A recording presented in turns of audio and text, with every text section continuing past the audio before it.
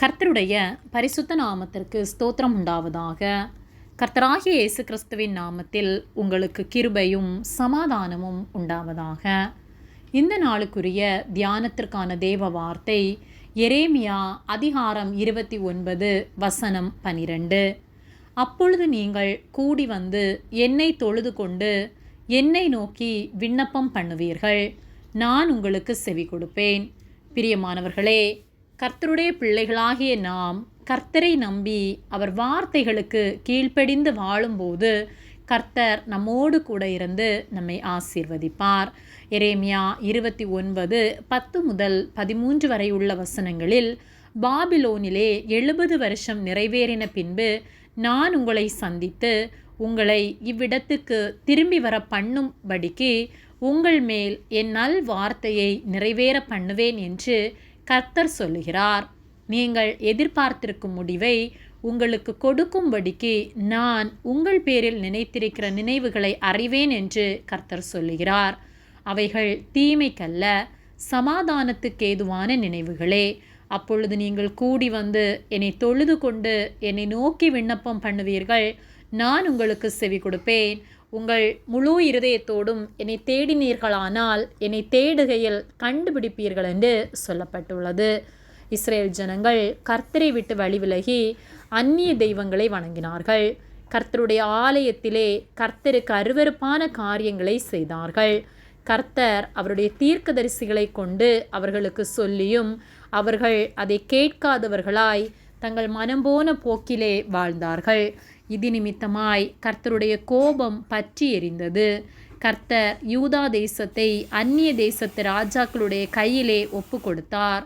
Babylon ராஜா அவர்களை வந்து சிறைப்படுத்தி அநேகரை கொன்று மீதியானவர்களை பாபிலோனுக்கு அடிமையாக கொண்டு போனான்.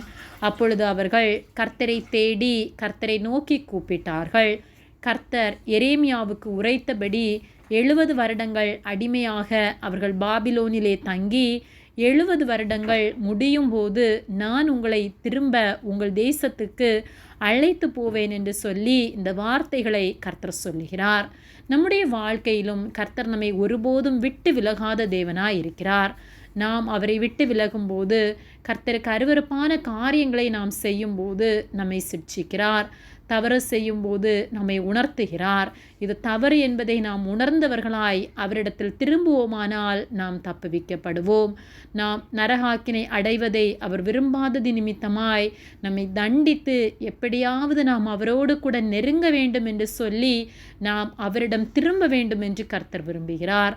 ஆகவே நம்முடைய வாழ்க்கையில் போராட்டங்கள் வரும்போது அந்த போராட்டத்தில் இன்னும் கர்த்தரை முறுமுறுத்து விலகாமல் கர்த்தரிடம் நாம் திரும்புவோமானால் கர்த்தர் நம்மை அவரிடமாய் திருப்புவார். கர்த்தர் நம்முடைய விண்ணப்பங்களுக்கு செவி கொடுப்பார். நாம் எதிர்பார்த்திருக்கிற முடிவை கர்த்தர் நமக்கு தருவார். நாம் அவரை முழு இருதயத்தோடும் தேடும்போது அவரை கண்டடைய முடியும்.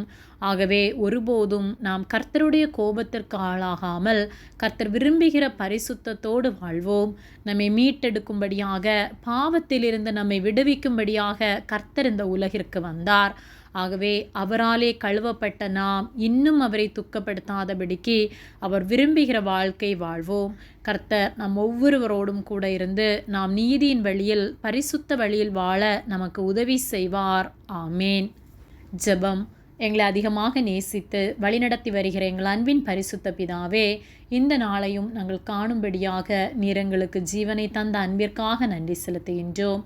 நாங்கள் தியானித்த வார்த்தையின்படியே நாங்கள் ஒருபோதும் உம்முடைய வார்த்தைகளுக்கு கீழ்ப்படியாமல் நீர் அருவருக்கிற எந்த காரியங்களையும் செய்யாதபடிக்கு எங்களை காத்து கொள்ளும்படியாய் ஜெபிக்கின்றோம். உமக்கு உண்மையாய் வாழ உதவி செய்யும்படியாய் ஜெபிக்கின்றோம். இயேசுவின் நாமத்தில் ஜெபிக்கின்றோம் பிதாவே. ஆமேன். கர்த்தர் உங்களை ஆசீர்வதிப்பாராக.